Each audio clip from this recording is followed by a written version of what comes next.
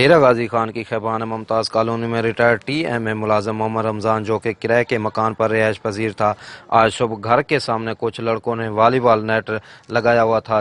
محمد رمضان کے بیٹے نے منع کیا کہ نیٹ یہاں پر نہ لگاؤ اور سارا دن تم یہاں پر نیٹ پر گالیاں دیتے ہو۔ بات تو میں تک آ گئی۔ رمضان کے بیٹے نے پولیس کو فون کر کے نیٹ وہاں سے اٹھوایا۔ دوسری بار لڑکوں نے نیٹ دوبارہ لگا دیا، پھر منع کیا، جس کے منع کرنے پر سب لڑکے چلے گئے۔ 3 لڑکے گھر کے ساتھ بیٹھ گئے۔ جب گھر والے جمعہ نماز کے لیے گئے تو گھر میں محمد رمضان کی بیوی اکیلی تھی، جس کا لڑکوں نے فائدہ اٹھایا اور گھر کا دروازہ کھٹکھٹایا۔